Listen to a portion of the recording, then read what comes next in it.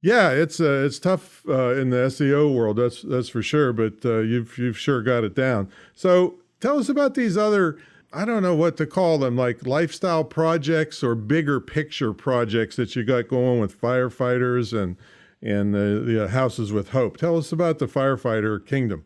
Well, yeah, thanks for asking about that. So, Firefighter Kingdom is a project that myself and the president of the Firefighters Association here in my state came up with, and we wanted to create a platform where firefighters could hear a little bit about information items that were more important to them. So, some of that had to do with union business because he's the president of the Union Association, and some of that also had to do with some of the things that affect firefighters in their own life. So it could be PTSD, it could be family issues associated with being in the fire service.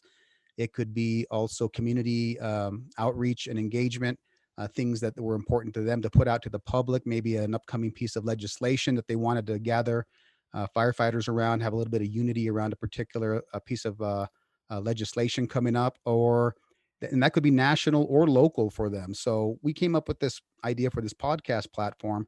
And it's interesting enough that once we started doing this project, we started realizing uh, how many more topics that firefighters really wanted to hear about. And some of that had to do with like entrepreneurship. I Hmm. mean, side hustle is a big deal within the firefighter community. They're off 3 or 4 days a week sometimes. And a lot of them pick up extra side projects, businesses. And so it really fit in perfectly with what I was bringing to the podcast. Well, And it even was, when they're on, don't they sometimes sit around the station, just waiting, right? oh, absolutely. I mean, They I could mean, have an online hustle right off their phone if they wanted to. right. Actually, a lot of times they're off. Well, I shouldn't say off. I mean, when they're on call and they're busy, they're really busy. Yeah. I mean, those guys are pushing sometimes they'll go 48 hours with, 20, 30 calls.